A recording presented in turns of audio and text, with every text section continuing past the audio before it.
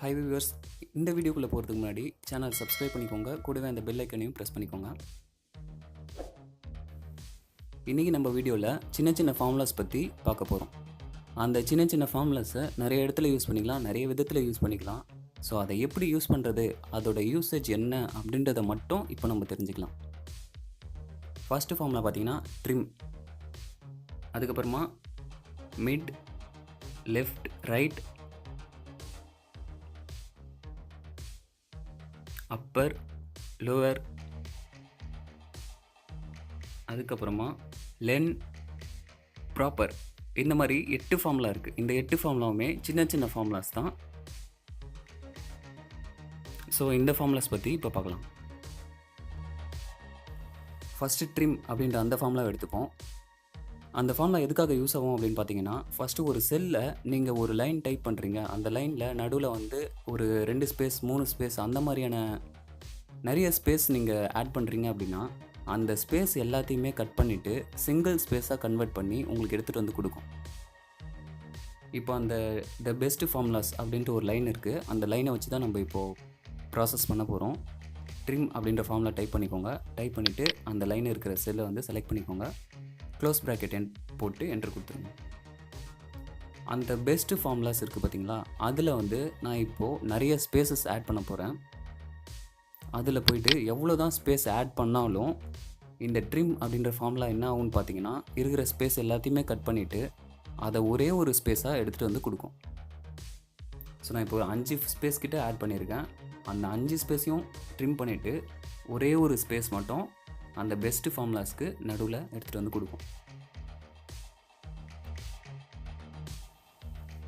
அடுத்ததாக மிட் அப்படின்ற ஃபார்முலாவை யூஸ் பண்ண போகிறோம். அந்த ஃபார்முலா எதுக்காக யூஸ் ஆகும் அப்படின்னு பார்த்தீங்கன்னா, ஒரு செல்லில் ஒரு லைன் இருந்தாலும் சரி, ஒரு வேர்டு இருந்தாலும் சரி, அந்த வேர்டோட மிடில் பார்ட் மட்டும் எனக்கு வேணும் அப்படின்னு பார்த்தா அந்த மிடில் பார்ட்டை எடுக்கிறதுக்காக இந்த மிட் அப்படின்ற ஃபார்முலாவை யூஸ் பண்ணலாம். ஸோ ஃபார்முலா நான் டைப் பண்ணிட்டேன். டைப் பண்ணிவிட்டு எந்த செல் வேணுமோ அந்த செல்லை செலக்ட் பண்ணிக்கிறேன். இப்போ எனக்கு அந்த பெஸ்ட் அப்படின்ற அந்த வேர்டு மட்டும் எனக்கு வேணும். அந்த பி அப்படின்ற டெக்ஸ்ட் வந்து எத்தனாவது கேரக்டராக அந்த லைனில் இருக்குது அப்படின்றது பார்க்கணும். டிஹெச்சி அப்படின்றது 3, அதுக்கப்புறமா ஒரு ஸ்பேஸ் இருக்கும், மொத்தமாக சேர்த்து 4. அந்த 5th கேரக்டர் தான் பி.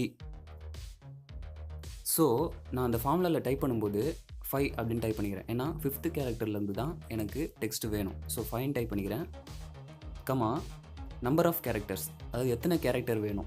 எனக்கு பெஸ்ட்டுன்றது மட்டும் கிடைச்சா போதும். பெஸ்ட் அப்படின்றது மொத்தமாக சேர்த்து 4 கேரக்டர் தான். ஸோ 4 டைப் பண்ணி க்ளோஸ் ப்ராக்கெட் கொடுத்து என்டர் கொடுத்துக்கிறேன். என்ட்ரு கொடுத்ததும் உங்களுக்கு தேவையான அந்த வேர்டு மட்டும் அந்த செல்லேருந்து எக்ஸ்ட்ராக்ட் பண்ணி எடுத்துகிட்டு வந்து கொடுக்கும்.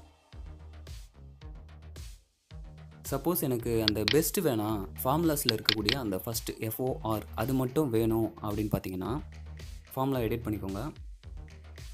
அந்த F வந்து எத்தனாவது கேரக்டராக அந்த இடத்துல ஸ்டார்ட் ஆகுது அப்படின்னு நீங்கள் கவுண்ட் பண்ணிக்கணும். ஸோ நான் கவுண்ட் பண்ண வரைக்கும் பார்த்தீங்கன்னா அந்த F அப்படின்ற கேரக்டர் வந்து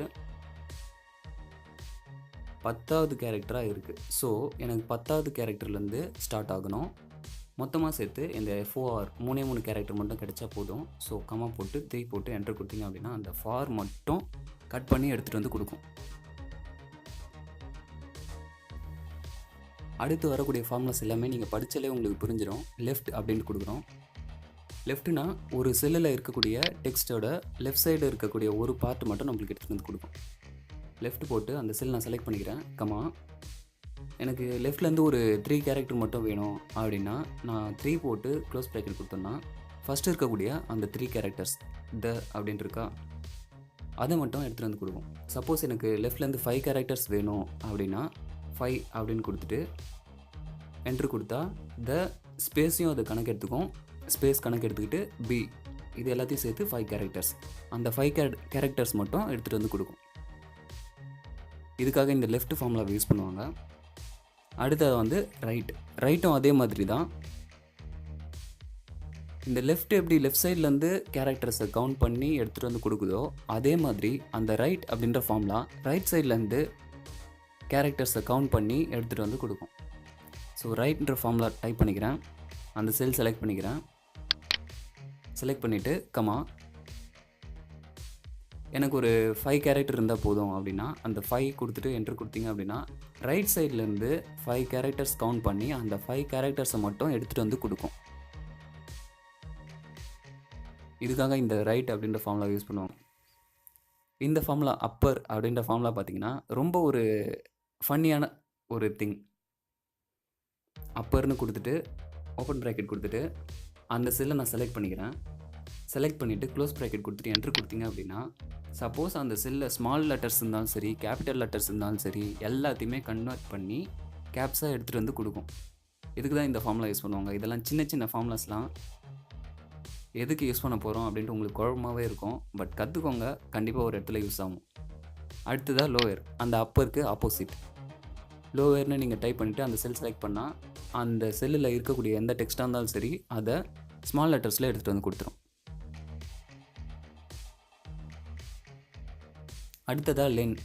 இது வந்து ரொம்ப சின்ன ஃபார்முலா, பட் பல விதத்தில் யூஸ் பண்ணிக்கலாம், நிறைய இடத்துல யூஸ் ஆகும்.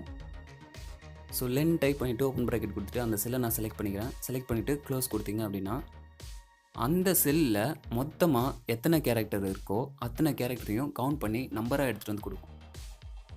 இப்போ வந்து அந்த செல்லில் பார்த்தீங்கன்னா மொத்தமாக 18 கேரக்டர் இருக்குது. த பெஸ்ட் ஃபார்முலாஸ் இன்க்ளூடிங் அந்த ஸ்பேஸ் அப்புறம் ஒரு ஃபுல் ஸ்டாப் இருக்குது. எல்லாத்தையுமே சேர்த்து கவுண்ட் பண்ணி அந்த லென் என்ற ஃபார்முலா எடுத்துகிட்டு வந்து கொடுக்கும். அடுத்ததாக ப்ராப்பர். இது யூஸ் பண்ணுறதுக்கு கொஞ்சம் இன்ட்ரெஸ்டிங்காக இருக்கும். இந்த ப்ராப்பர் அப்படின்ற ஃபார்முலா பார்த்தீங்கன்னா ஃபஸ்ட்டு அந்த செல்லில் டி வந்து ஸ்மாலில் இருக்குது, ஹெச் கேப்ஸில் இருக்குது, இந்த மாதிரி மாற்றி மாற்றி இருக்கா.